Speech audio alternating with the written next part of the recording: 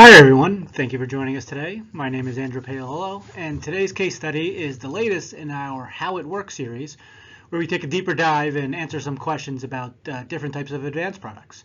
Today we're going to be talking about the HLB-Option advance.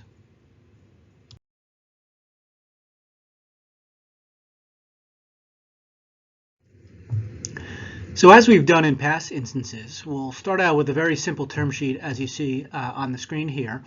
That has the basic details of the advance, and then we'll also zero in on some of the key features. So the HLB-Option advance is a fixed rate, like many of our advances, such as the classic advance that many are familiar with. But there's one key differentiating feature, and that is that embedded into the advance is the member selling the option to FHLBank Boston to be able to cancel or put the advance prior to the final maturity, but only at predetermined intervals.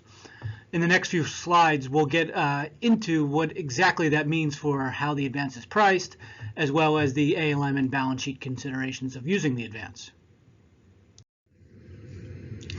Now, we noted how the member sells the option to FHLBank Boston for the right to put back the advance at some point in the future. But as many of you know from other parts of the balance sheet, when you sell options, that improves the rate on the product that you're dealing with the trade-off of having less control and certainty over the future principal cash flows. So for example, many are familiar with how on mortgage loans or mortgage-backed securities, the asset owner is able to earn more spread by taking the prepayment risk when you give the borrower the option to refinance. We have a similar idea on non-maturity deposits, right?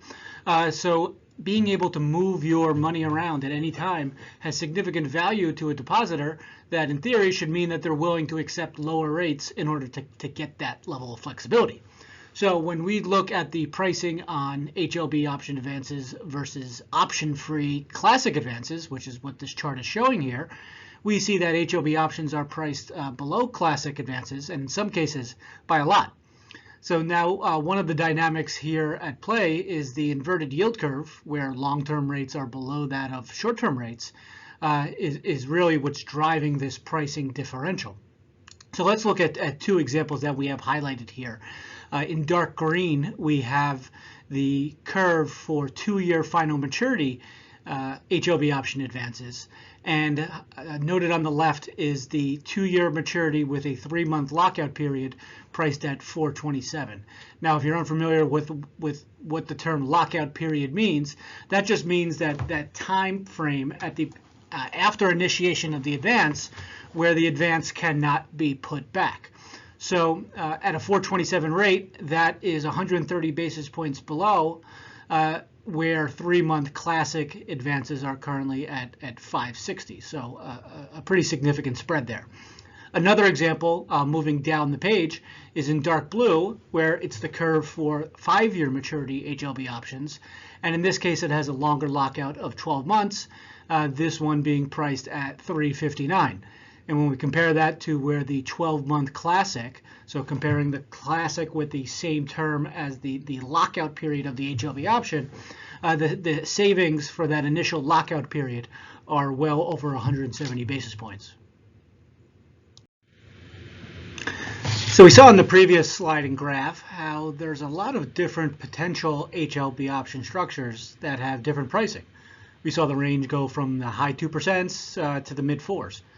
So now what factors and combination of factors determine how we get to the particular price on a specific advance?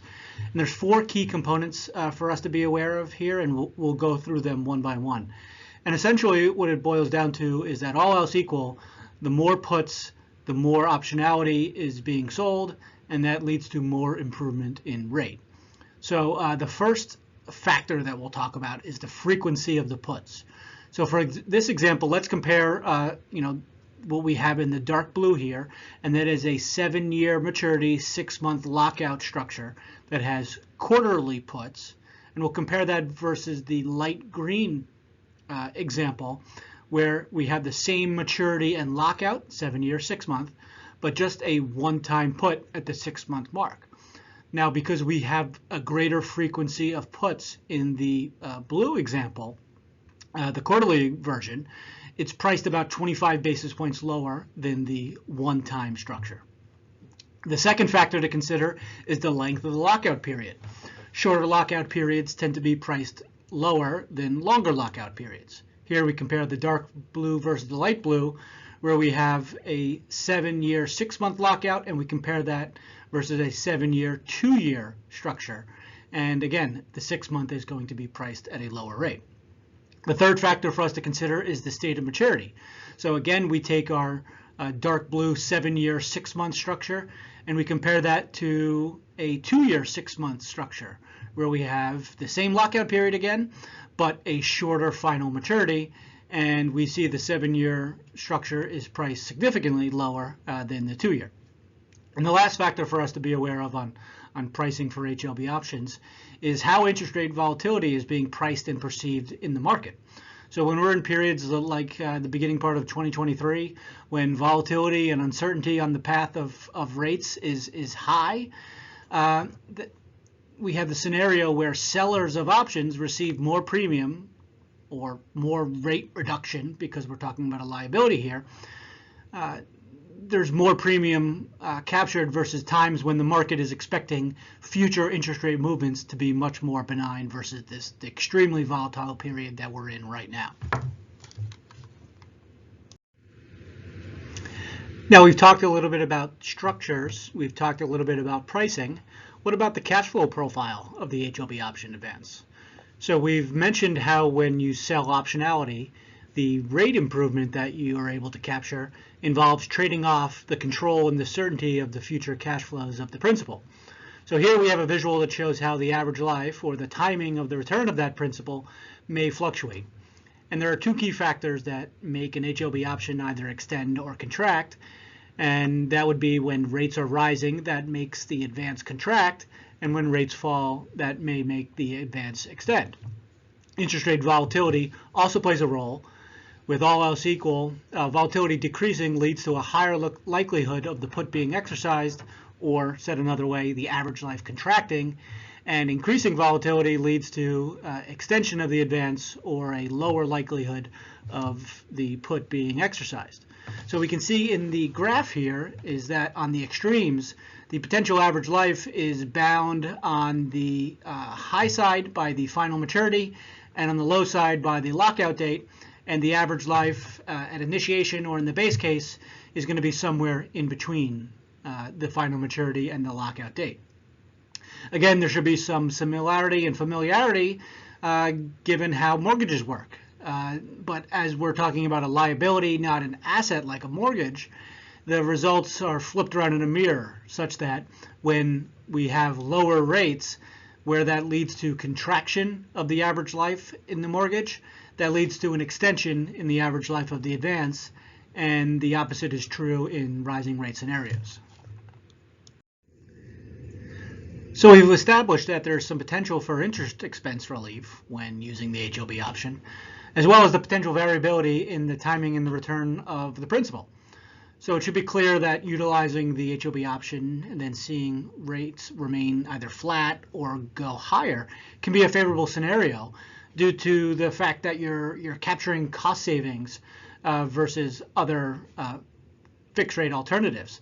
But what about when rates go down and the advance possibly extends? Well, we can do some analysis to that end to see exactly how far rates would have to go down for using the HLB option to be a suboptimal decision. So on the left-hand side, what we're doing is some scenario analysis, and we're going to compare two different strategies. So we're taking a 5-year, 1-year HLB option priced at $359, and we're going to assume that it fully extends out to the 5-year maturity. And we're going to compare that strategy with taking a 1-year classic advance today at $536, and we chose that term because it matches the lockout period of the HLB option that we're using here. And then we're going to solve for that break-even rate that after we replace that classic advance, what would the rate have to be on the funding for the last 4 years for the total cost to be equivalent to that fully extended HLB option. So what we see is that after paying the 1-year classic at $536, for years 2 through 5, that break-even rate would have to be 315 to get us at the end of 5 years to be exactly 359, which is the rate on that HLB option. So, that 315 rate is more than 200 basis points below where short-term rates currently are. So, the structure and the price savings provides us a nice amount of cushion for rates to move lower and still maintain the total cost savings. So now we're assuming a pretty rigorous stress test here that the advance fully extends out to the 5-year mark. But what if the drop in rates is more moderate, such that the advance doesn't fully extend and gets put to the 18-month or 24 or 36-month mark? And on the right-hand side, that chart tests that sensitivity. And where we see that changing the horizon or shortening the horizon has a downward effect on that break-even rate, which is a very favorable outcome for the member. So if your outlook and or balance sheet positioning is such that improving performance in some of those more modest down rate scenarios, so say maybe a minus 100 or minus 200 as opposed to the minus 300 or minus 400 scenarios, if that's something that you want to target, then this can be a pretty efficient way to accomplish that.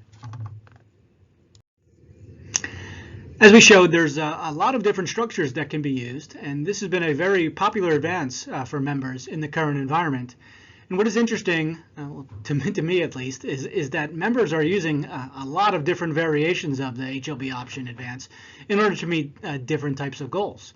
So we've seen a pretty balanced distribution of activity using different combinations of maturities and lockouts, whether it's liability-sensitive institutions who are extending the lockout period in order to tamp down interest rate risk, or simply members who have margins that are coming under pressure and they're looking to pull any lever they can to provide some cost of funds relief. So one approach that has been very popular of late, and as a function of the similar yet different dynamic that we're seeing in the yield curve today versus past instances where the HLB option has come into play, is that there's a value in the shorter maturity structures. So as we had mentioned a few slides back, the longer maturity structures tend to produce the greatest amount of cost savings. But because the rise in rates and the rise in volatility at the very front end of the curve has been so sharp over the last year, this has created the opportunity for cost savings on these shorter maturity structures where maybe historically that hasn't been the case, where the opportunity has really been in the longest final, shortest lockout type structures, a much more narrower set. So here what we're doing is showing a comparison of two different structures, a 2-year 3-month, as well as a 10-year 3-month, and we're comparing the spread versus the 3-month classic, and we're doing it as of December 2022, as well as today in May of 2023. And as you might expect, there's a greater discount on the classic for the longer maturity structures, the 10-year 3-month. But if you remember, that creates greater potential for extension risk if interest rates do fall. But note that the spread on the 2-year 3-month structure, it was 77 basis points back in December, it has continued to widen out to 133 basis points here in May. And that creates the opportunity to get some not insignificant cost of funds relief, but also at the same time significantly limiting the tail or the extension risk that is inherent in the advance. So, it's similar to how a 7-day classic advance and a 30-year classic advance may technically be the same advance type, but practically speaking, we know that they contribute two totally different types of exposures if you were to compare them. So in that same vein, take a look at some of the shorter maturity structures where the cost savings may be present with a much more defined downside risk profile than some of the longer term structures. Well, that brings us to the end of this presentation. I appreciate you joining us. And as always, if there's anything that we can be of assistance, hopefully you were able to gain some information and some knowledge out of this case study. Please feel free to reach out to me or your relationship manager or for any pricing or questions that you may have, and we'll be happy to do what we can in order to help you. Thank you very much, and have a great rest of your day. Bye.